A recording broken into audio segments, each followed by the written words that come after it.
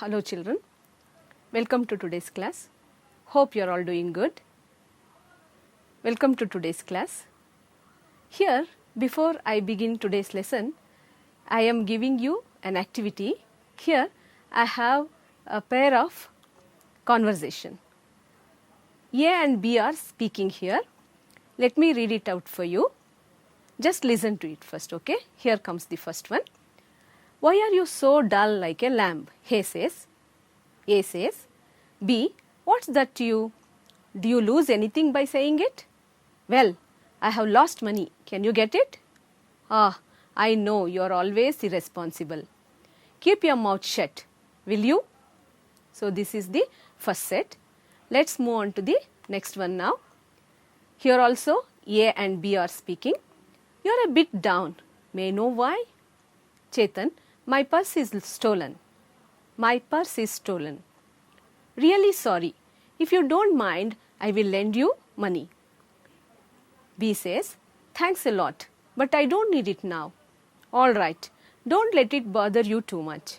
You are right anyway. I feel better with your encouraging words. So what difference do you find between these two set of dialogues, children? Yes, you are right. The second one sounds polite and the first one is rather rash, or it's not polite. It is said in a very rough way, isn't it? So this is the main idea of today's lesson, whatever we do, written by Clifford Martis. Before I begin today's lesson, let me introduce to you the author Clifford Martis. Clifford Martis is a Christian by birth, a socialist by choice, and a lawyer by profession. He studied in Don Bosco High School, Lonavala, Pune in 1969.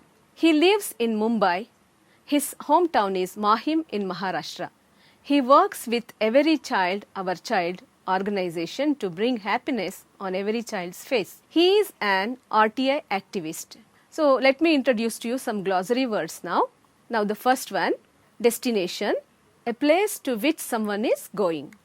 ಕನ್ನಡದಲ್ಲಿ ಇದಕ್ಕೆ ಏನು ಹೇಳ್ಬೋದು ಮಕ್ಕಳೇ? ನಿರ್ದಿಷ್ಟ ಸ್ಥಳ ಅಂತ ಹೇಳ್ಬೋದು. How can we use it in a sentence? Yes, difficult roads often lead to beautiful destinations. Let's move on to the next word, complacent, too pleased or satisfied with oneself. ಕನ್ನಡದಲ್ಲಿ ಇದಕ್ಕೆ ಏನು ಹೇಳ್ತೀವಿ? ಸಂತೃಪ್ತಿಯಾಗು. ಹಾಗಾದರೆ ಹೇಗೆ ಇದನ್ನು ನಾವು ವಾಕ್ಯದಲ್ಲಿ ಬಳಸಬಹುದು? The tortoise won the race because of the complacent hare. ನಿಮಗೆ ಮೊಲ ಮತ್ತು ಆಮೆ ಕತೆ ಗೊತ್ತಿದೆ ಅಲ್ವಾ?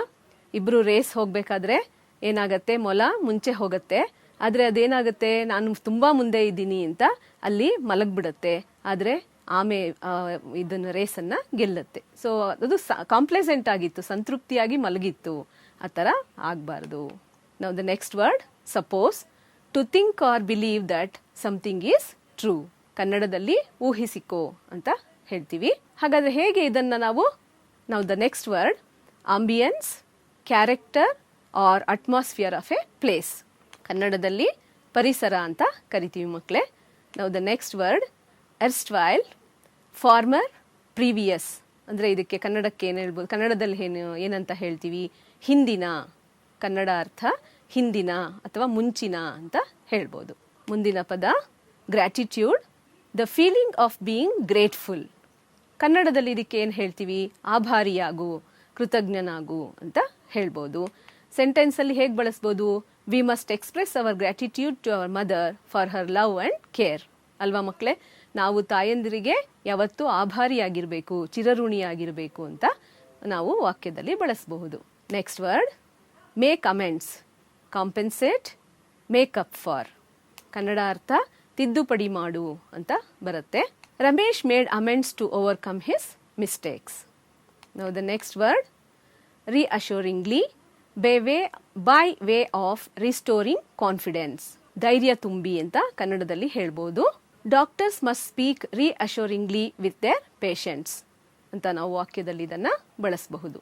Next word, sarcastically. ಏನು ಇದಕ್ಕೆ ಅರ್ಥ, ಮೀನಿಂಗ್ ಏನು ಹೇಳ್ಬೋದು?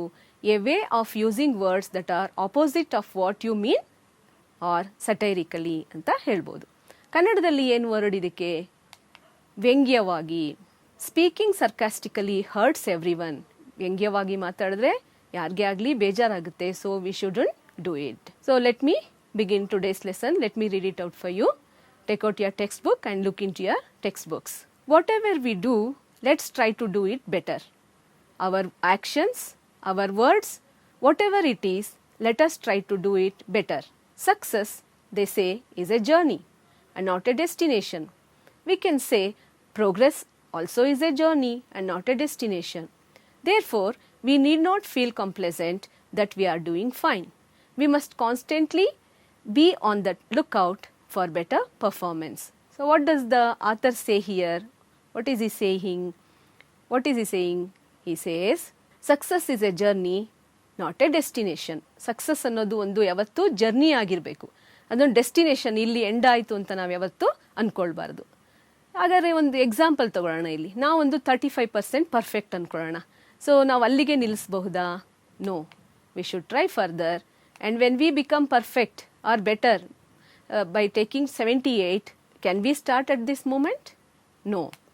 We should still try. And if we get 95, can we feel complacent? Can we feel satisfied?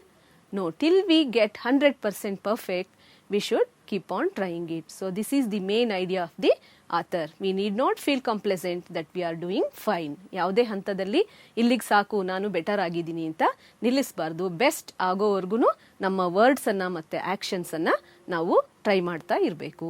Let's move on to the next paragraph. If I want to thank someone, I can say thanks. But suppose I say thanks a lot, wouldn't it be better? Depending upon the time and the situation, we can try and improve this even further and say, I am very grateful to you, or you have been of great help. I thank you from the bottom of my heart, and so on. ನಿಮ್ಗೆ ಯಾರಾದರೂ help ಮಾಡಿದ್ರೆ ನೀವು ಏನಂತ ಹೇಳ್ತೀರಾ ಮಕ್ಕಳೇ? Thanks ಅಂತ ಹೇಳ್ತೀರಾ ಅಲ್ವಾ? So how can we thank others? We can how can we thank others? We can say thanks. And we can make it still better by saying thanks a lot. Can we stop at this moment? No, we can say I am grateful to you. We can still make it better and say I thank you from the bottom of my heart. So it goes upward like this.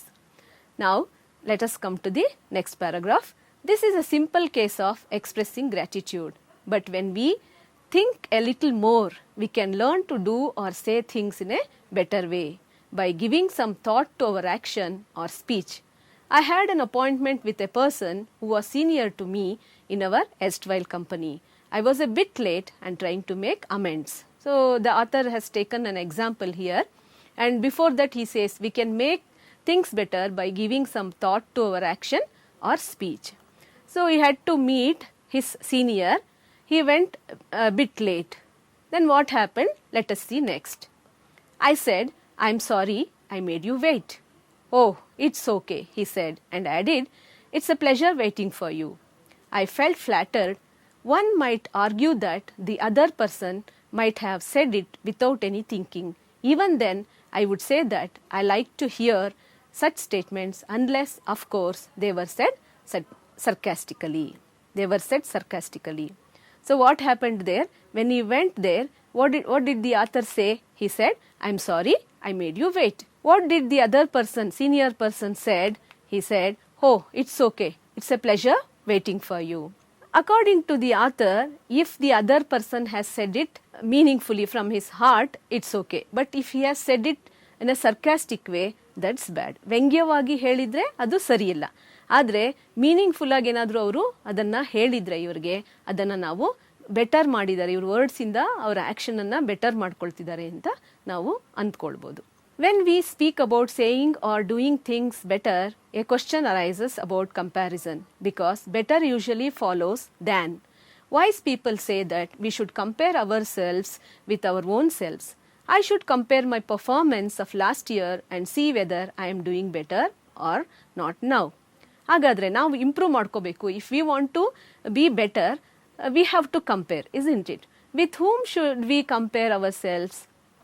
Yes, according to the author and even according to some wise people, they say we should compare ourselves with our own selves. ನಮಗೆ ನಾವೇ compare ಮಾಡ್ಕೋಬೇಕು.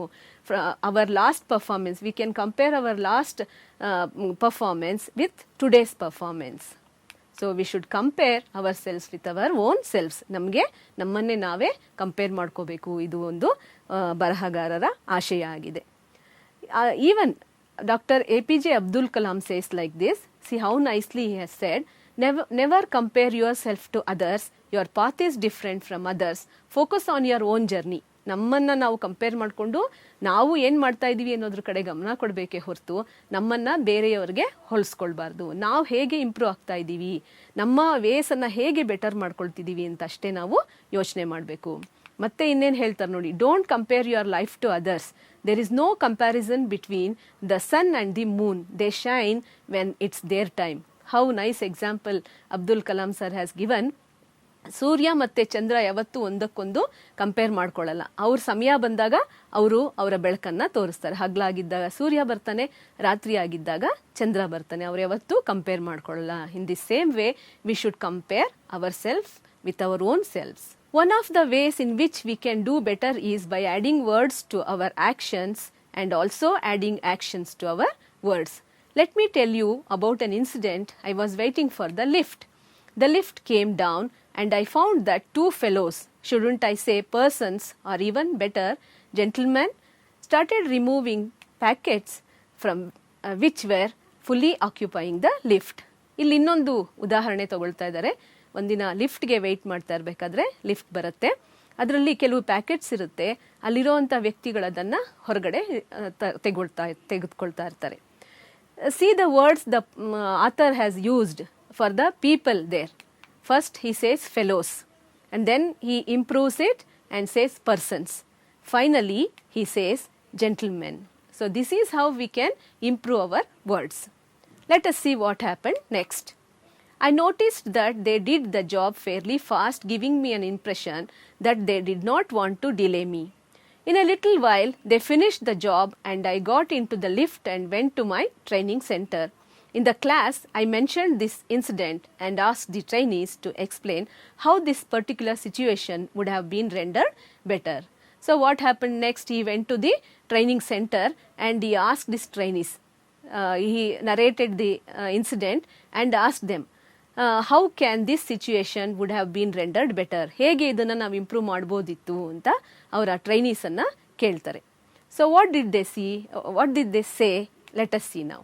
A couple of trainees did mention that the two gentlemen who were removing the packets could have said just something like, 1 minute sir, we will finish in no time. Nice answer, don't you agree? It would have made such a difference. But another trainee said, you could have thought of lending a helping hand to them. What did the trainees say? Few of them said, 1 minute sir, we will finish in no time ಅಂತ ಅವರು ವ್ಯಕ್ತಿಗಳು gentlemen ಯಾರಿದ್ರು ಅವ್ರು ನಿಮಗೆ ಹೇಳ್ಬೋದಿತ್ತು sir ಅಂತ ಹೇಳಿದ್ರು. One of the trainees ಅದರಲ್ಲೊಬ್ಬ ಏನು ಹೇಳಿದ್ರು, you could have thought of lending a helping hand to them. ಅವರಿಂದನೇ ಯಾಕೆ ಬೆಟರ್ ಆಗಬೇಕು ಅಂತ ಎಕ್ಸ್ಪೆಕ್ಟ್ ಮಾಡ್ತೀರಾ ಸರ್, ನೀವು ಸಹ ಹೆಲ್ಪ್ ಮಾಡ್ಬೋದಿತ್ತಲ್ವಾ ಅಂತ ಕೇಳ್ತಾರೆ. ಸೊ ಎರಡೂ ಕಡೆಯಿಂದ ನಾವು ಬೆಟರ್ ಮಾಡ್ಕೊಳ್ಳೋದಕ್ಕೆ ಟ್ರೈ ಮಾಡಬಹುದು ಅಂತ ಇಲ್ಲಿ ಹೇಳ್ತಿದ್ದಾರೆ. You go to a shop and ask for something. Most often the shopkeeper or the salesperson reaches out to the item you want and hands it over to you. No word, nothing. Suppose he were to say just 2 words, yes sir. Author has taken one more example of a shop here. When you go to a shop, ನೀವು ಒಂದು ಅಂಗಡಿಗೆ ಹೋಗ್ತೀರಾ. What do? You go and stand there, whatever you ask, the shopkeeper gives. ಅದಕ್ಕೆ ಬದಲು ಏನು ಮಾಡ್ಬೋದು, ಹೇಗೆ better ಮಾಡ್ಕೊಳ್ಬೋದು ಅಂತ ಹೇಳಿದ್ರೆ, he can just say yes sir ಅಂತ ನೀವು ಕೇಳೋದಕ್ಕೆ ಮುಂಚೆ ಅವರೇನೆ ನಿಮಗೆ ಮಾತಾಡ್ಸಿದ್ರೆ ಅಲ್ಲಿನ ಒಂದು ಸಿಚುವೇಶನ್ನ ಬೆಟರ್ ಮಾಡ್ಕೋಬೋದು ಅಂತ ಹೇಳ್ಬೋದು. In posh restaurants the waiters or stewards do say good morning or some such thing and then ask for your order. ಇನ್ನು ಪಾಶ್ ರೆಸ್ಟೋರೆಂಟ್ಸ್ ಅಂದರೆ ಒಂದು ತುಂಬ ದೊಡ್ಡ ರೆಸ್ಟೋರೆಂಟ್ಸ್ಗಳಲ್ಲಿ, ಹೋಟೆಲ್ಗಳಲ್ಲಿ ಅಲ್ಲಿ ವೇಟರ್ ಇರ್ತಾರಲ್ಲ, ನೀವು ಹೋದ ತಕ್ಷಣ ಗುಡ್ ಮಾರ್ನಿಂಗ್ ಸರ್ ಅಂತ ಹೇಳ್ತಾರೆ. ಈವನ್ ಕೆಲವರು ನಮಸ್ತೆ ಸರ್ ಅಂತ ಹೇಳ್ತಾರೆ ವಿತ್ ದೇರ್ ಆ್ಯಕ್ಷನ್. ಆದರೆ ಇಲ್ಲಿ ಕಂಪ್ಯಾರಿಸನ್ ಇರೋದು ಏನಂತ ಹೇಳಿದ್ರೆ, but have you noticed how the waiters behave in most of our restaurants? In spite of the fact that the food and ambience are quite good, they usually come and stand near you expecting you to place the order. Suppose they say just 2 words, yes sir. ಇಲ್ಲಿ ಒಂದು comparison ಕೊಡ್ತಾ ಇದ್ದಾರೆ ಮಕ್ಕಳೇ.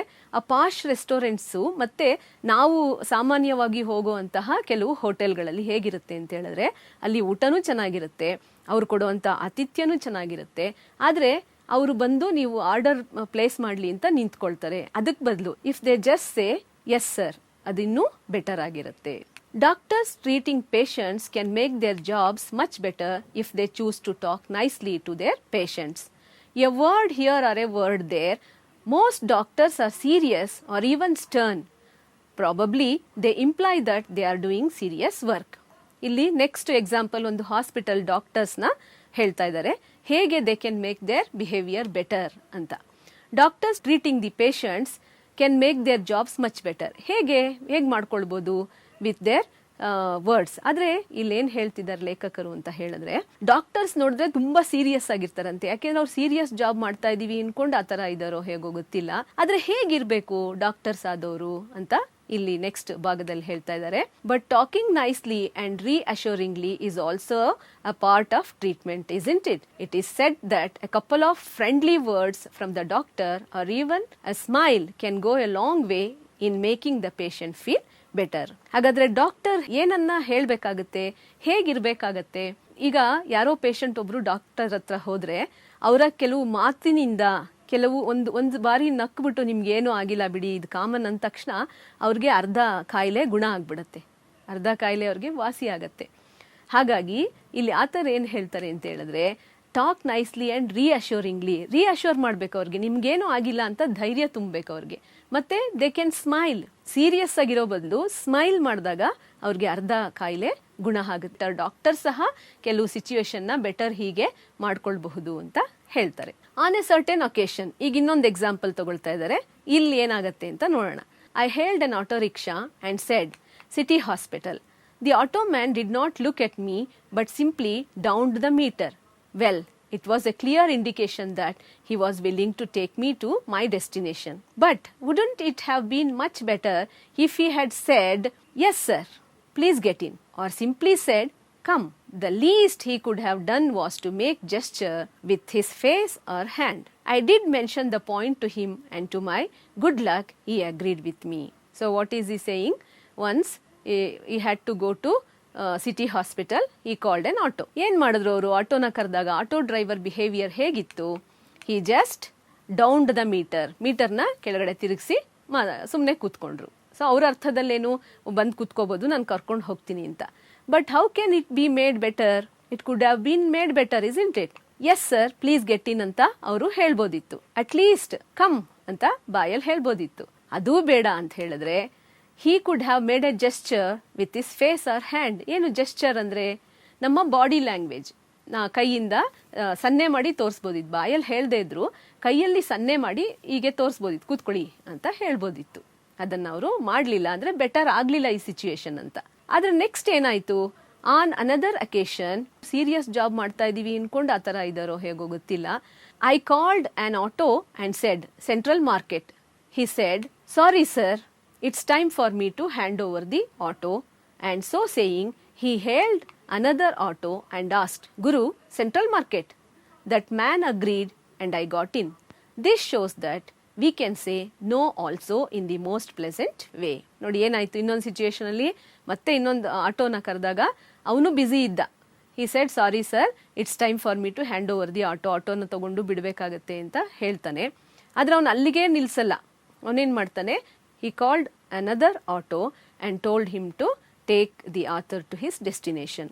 ಇಲ್ಲೇನು ಅಂತ ಹೇಳಿದ್ರೆ, no ಇಲ್ಲ ಅನ್ನೋದನ್ನು ಸಹ ಪ್ಲೆಸೆಂಟ್ ಆಗಿ ಹೇಳ್ಬೋದು ಅನ್ನೋದು ಇದು ಸೂಚಿಸುತ್ತೆ. So this auto driver has made the situation better. So let me check your comprehension now. You have to say these statement whether they are right or wrong. We must always try to make our actions and words better. ಹೌದಾ? ಯಾವಾಗಲೂ better ಮಾಡ್ಕೋಬೋದಾ? Yes, you are right. It is true. We need to be complacent that we are doing fine. We should not be complacent. We must compare our performance with our own selves. ಹೌದಾ? ನಮ್ಮ ಪರ್ಫಾರ್ಮೆನ್ಸನ್ನು ನಾವು ಹೋಲಿಸ್ಕೋಬೇಕಾ, ನಮಗೆ ಹೋಲಿಸ್ಕೊಳ್ಬೇಕಾ? Polite words can make any situation better. ಯಾವುದೇ ಸಿಚುವೇಶನ್ನ polite words better ಮಾಡಬಹುದಾ? Yes, you are right. Doctor should always be serious because they are doing serious work. ಹೌದಾ, doctors serious ಕೆಲಸ ಮಾಡ್ತಿದ್ದೀವಿ ನಾವು ಅಂತ ಅವ್ರು ಯಾವಾಗಲೂ ಸೀರಿಯಸ್ ಆಗಿರ್ಬೇಕಾ? No. Their words, their smile can make the patients feel better. Let me give you another activity now by recalling. Just you have to choose the correct option here. Which one of the following do you select as the best to thank others? Here I have option A and option B. I thank you from the bottom of my heart. Thanks a lot. Which one do you choose? I thank you from the bottom of my heart. Second one.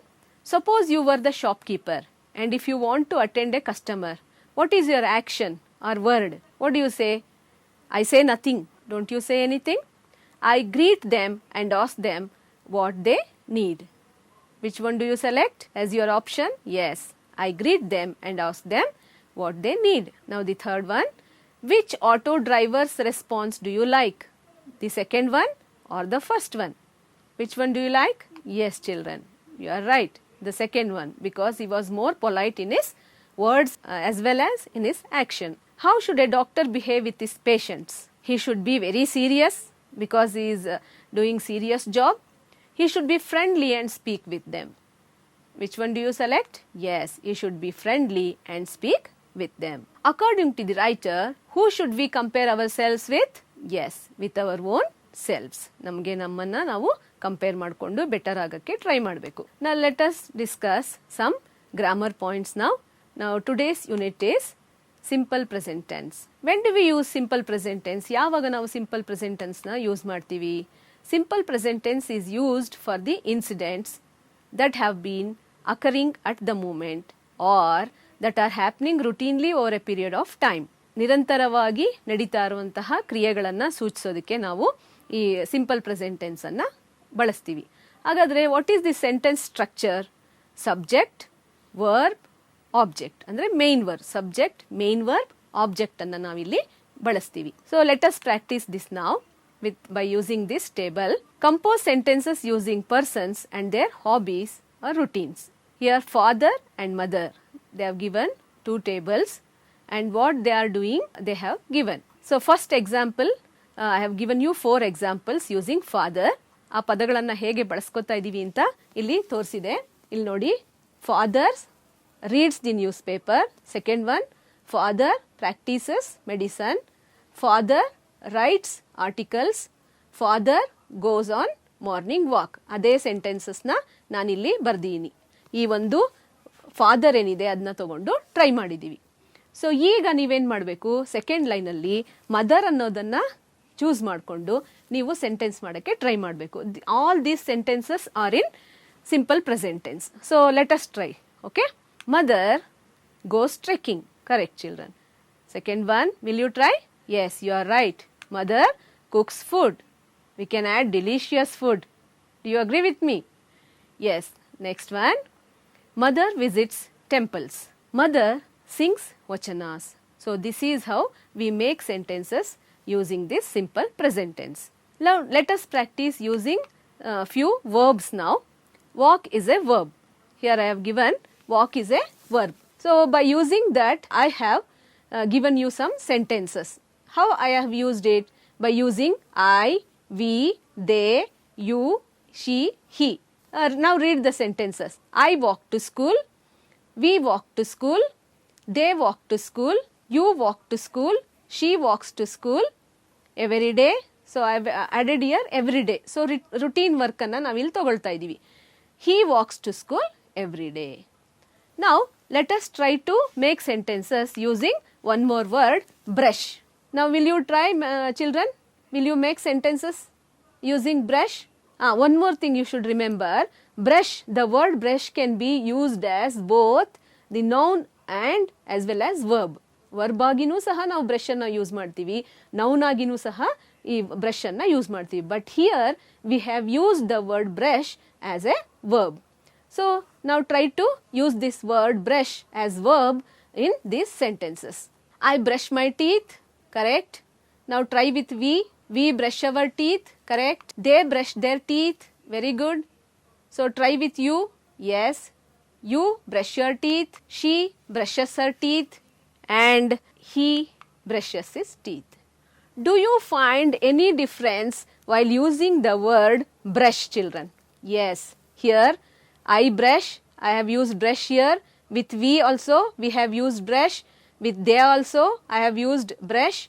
You also brush, but with he and she, I have used brushes. So when do we use brush and when do we use brushes? Or when do we use walk and when do we use walks? Let us see now, children. Yes, I, we, you, they take V0 form. I ಇವೆಲ್ಲ pronounce ನಿಮಗೆ ಗೊತ್ತಿದೆ, ಈಗಾಗಲೇ ಹಿಂದಿನ ಕ್ಲಾಸ್ಗಳಲ್ಲಿ ನೀವು ಕಲ್ತಿದ್ದೀರಾ. I, we, you, they ಅವುಗಳ ಜೊತೆ ಬಂದಾಗ V0 form ಇರುತ್ತೆ. ಅಗ್ರಿಮೆಂಟ್ ಇದು, ಕಾನ್ಕರ್ಡ್ ಅಂತ ಕರಿತೀವಿ. ಹಾಗೆ ಹಿ, ಶಿ, ಇಟ್ ಜೊತೆ VS ಫಾರ್ಮ್ ಬರುತ್ತೆ. I, we, you, they take V0 form. He, she, it takes VS form when in simple present tense. That you should keep in your mind. Fill in the blanks with the correct verb form. ಈಗ ನಾನಲ್ಲಿ bracket ಅಲ್ಲಿ ಕೊಟ್ಟಿದ್ದೀನಿ, ಎರಡೂ ಪದಗಳನ್ನ ನೀವಿಲ್ಲಿ ಗಮನಿಸಬಹುದು. ಇಲ್ಲಿದೆ ಎರಡೂ ಪದಗಳಿದೆ. ಇಲ್ಲಿ ನೋಡ್ತಾ ಇದ್ದೀರಾ, ಗೋ, ಗೋಸ್ ಇದೆ, ವಾಟರ್, ವಾಟರ್ಸ್ ಇದೆ. ಹಾಗೇನೆ ಇಲ್ಲಿ ಸೆಟ್ಸ್, ಸೆಟ್ ಇದೆ, ಲರ್ನ್, ಲರ್ನ್ಸ್ ಇದೆ. ಹಾಗೇನೆ ಇಲ್ಲಿ ಸಿಂಗ್, ಸಿಂಗ್ಸ್ ಇದೆ. So let us try to complete this fill ups. Ramesh is a postman. He dashed to his office in time. What do you add here? Goes. ಯಾಕೆಂದ್ರೆ he ಅನ್ನೋದು singular ಇದೆ, ಹಾಗಾಗಿ goes use ಮಾಡ್ತೀರಾ. Radha and Rani dash the plants every day. Which word do you select? Water, waters. Yes, water. ಯಾಕೆ water? Radha ಮತ್ತೆ Rani ಇಬ್ಬರಿದರಲ್ಲಿ, they ಅಂತ ಲೆಕ್ಕ ಅಲ್ಲಿ, ಹಿ ಆರ್ ಶಿ ಅಂತ ನಾವು ತಗೊಳ್ತಿಲ್ಲ. So water. ಪ್ಲೂರಲ್ಗೆ ಯಾವಾಗೂ V0 ಬರುತ್ತೆ, ಸಿಂಗ್ಯುಲರ್ಗೆ VS ಬರುತ್ತೆ. The sun sets. ಸನ್ ಅನ್ನೋದು ಸಿಂಗ್ಯುಲರ್ ಈಗ, ಹಾಗಾಗಿ sets. Students learn, learns moral values in the school. ಏನು ಕರೆಕ್ಟ್ ಆನ್ಸರ್ ನೀವೇ ಹೇಳಿ ಈಗ? Yes, learn. ಯಾಕೆ? ನೀವೇ ರೀಸನ್ ಹೇಳಿ. ಸ್ಟೂಡೆಂಟ್ಸ್ ಅಂತಿದೆ, ಪ್ಲೂರಲ್ ಆಗಿದೆ, ಹಾಗಾಗಿ ಲರ್ನ್ ಅಂತ ಬರುತ್ತೆ. Next, my friend sing, sings melodiously. ಹೇಳಿ ಮಕ್ಕಳೇ, ಏನು correct answer? My friend sing, sings melodiously. Yes, sings melodiously. ಯಾಕೆ ಅಂತ ಹೇಳಿದ್ರೆ ಫ್ರೆಂಡ್ ಅನ್ನೋದು ಸಿಂಗ್ಯುಲರ್ ಆಗಿದೆ. So this is how we have to practise singular and plural with these verbs in simple present tense. Now let me give you some assignment. Now here I have given you some questions. You answer these questions and submit it to your teachers. Answer the following questions. What are the different ways of thanking others? How can we make this world better according to the writer? How did the two auto drivers react to the author's request? How should the doctors behave with their patients according to the author? ಈಗಾಗಲೇ ನೀವು ಕಲ್ತಿರೋದನ್ನೇ ಇಲ್ಲಿ questions ಕೊಟ್ಟಿದ್ದೀನಿ ಮಕ್ಕಳೇ. ನೀವು answer ಮಾಡಿ, text ಬುಕ್ಕಲ್ಲೂ ಸಹ ನೀವು refer ಮಾಡಿ ಆನ್ಸರ್ ಮಾಡೋದಕ್ಕೆ ಟ್ರೈ ಮಾಡಿ. ಆನ್ಸರ್ ಮಾಡಿ ನಿಮ್ಮ ಶಿಕ್ಷಕರಿಗೆ ನೀವು ಇದನ್ನು ತೋರಿಸಿ. ನಾವು next, what will you do in this situations? ಈಗ ನಾನು ನಿಮಗೆ ಕೆಲವು ಸಿಚುವೇಶನ್ಸ್ ಕೊಟ್ಟಿದ್ದೀನಿ ಇಲ್ಲಿ. ಈ ಸಿಚುವೇಶನ್ಸ್ ಅಲ್ಲಿ ನೀವು ಏನು ಮಾಡ್ತೀರಾ? ನಿಮ್ಮ ಬಿಹೇವಿಯರ್ನ ಬೆಟರ್ ಆಗಿ ತೋರಿಸೋದಕ್ಕೆ ನೀವು ಏನು ಮಾಡ್ತೀರಾ? U C A blind man crossing the road. ಏನು ಮಾಡ್ತೀರಾ? ನೋಡ್ಕೊಂಡು ಸುಮ್ಮನೆ ನಿಂತಿರ್ತೀರಾ ಅಥವಾ ಅವ್ನಿಗೆ ಹೆಲ್ಪ್ ಮಾಡ್ತೀರಾ? ಅದನ್ನು ನೀವು ಸೆಂಟೆನ್ಸ್ ಅಲ್ಲಿ ಇಲ್ಲಿ ಬರಿಬೇಕು. When you see your mother carrying a heavy bag. It is raining, you have an umbrella but your friend doesn't have it. ಏನು ಮಾಡ್ತೀರಾ? ನಿಮ್ಮ ಫ್ರೆಂಡ್ ಹತ್ರ ಅಂಬ್ರಲಾ ಇಲ್ಲ, ನಿಮ್ಮ ಹತ್ರ ಅಂಬ್ರಲಾ ಇದೆ, ಮಳೆ ಬೀಳ್ತಿದೆ, ನೀವು ಅವಾಗ ಏನು ಮಾಡ್ತೀರಾ? Nobody is there at home and your younger sister says that she is hungry. Your mother has not cooked anything. ನಿಮ್ಮ ಮನೇಲಿ ನಿಮ್ಮ ತಂಗಿ ಜೊತೆ ಇದ್ದೀರಾ, ಅಮ್ಮ ಇಲ್ಲ, ಏನು ಊಟನೂ ಸಹ ಮಾಡಿ ಇಟ್ಟಿಲ್ಲ, ಅಡುಗೆ ಮಾಡಿಲ್ಲ, ನೀವೇನು ಮಾಡ್ತೀರಾ ಆ ಸಿಚುವೇಶನ್ ಅಲ್ಲಿ? ನಿಮ್ಮ ತಂಗಿ ಹಸಿವೆ ಅಂತ ಹೇಳ್ತಾ ಇದ್ದಾಳೆ. ಸೊ ಏನು ಮಾಡ್ತೀರಾ ಅದನ್ನು ಬರೆದು ನಿಮ್ಮ ಶಿಕ್ಷಕರಿಗೆ ತೋರಿಸಿ ಮಕ್ಕಳೇ. So thank you children for listening to today's class, watching today's class, and be safe. Thank you children.